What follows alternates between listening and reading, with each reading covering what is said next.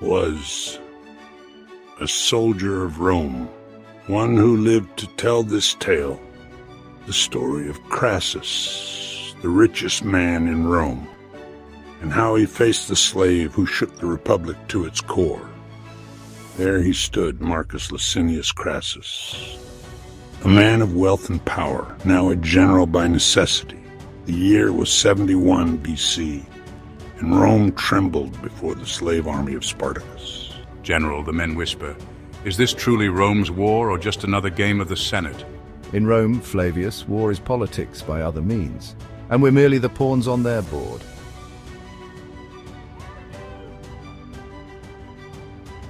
General, Spartacus, his army, they've divided their forces. And what of Pompey's forces? Moving south, but still distant, sir. The cries of caution warred with the thirst for glory. We attack at dawn, but not for glory or gold, for Rome and for an end to this bloody war. In that moment, I saw something change in Crassus. Whatever it was, I knew then.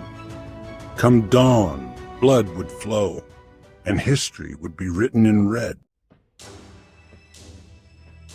Dawn broke, blood red and unforgiving. I remember the silence, the calm before the storm. This day, we fight not just for our lives but for our freedom, for a world where no man need call another master. Remember, every one of you is worth 10 of them. In war, every man carries his own story. Lucius, barely a man, fought for the glory of Rome. Dax for the dream of freedom. Both would find only blood and pain. In these moments before battle, every man becomes a philosopher, contemplating life, death, and the cruel whims of fate. It began like a storm, sudden, violent, all-consuming. The clash of steel, the screams of the dying, they never truly leave you. Hold the line, for Rome! For Rome, for the Republic.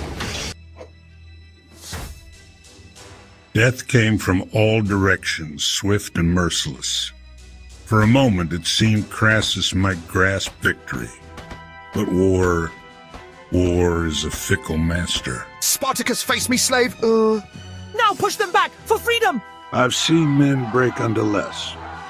But Crassus, he fought like a man possessed. In that moment I saw not the great general, but a man facing his own mortality. His wealth, his ambition, his dreams of glory. All meaningless in the face of cold steel. Is this how it ends? In that moment, Crassus fought not for Rome, not for glory, but for his very existence. Fate, it seems, wasn't finished with Crassus, or with any of us. For Rome. His voice carried something new, not just determination or fear, but understanding. The true cost of war, written in blood across the Italian countryside. Victory and defeat. In the end, both taste of ash and blood. As night fell, the true face of war revealed itself. Not glory, not honor, but suffering beyond measure. A great victory for Rome, wouldn't you say, Crassus? At what cost, Pompey? At what cost? The tide had turned. Pompey's legions crashed into Spartacus's flank like a tidal wave.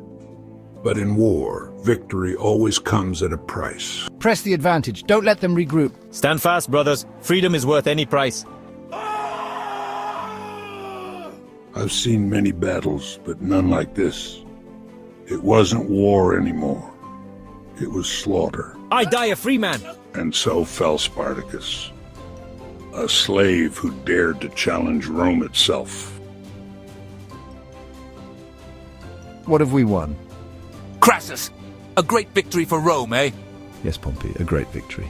The servile war was over, but its echoes would resound through history. Rome had won. But something had been lost that day. Something that could never be reclaimed.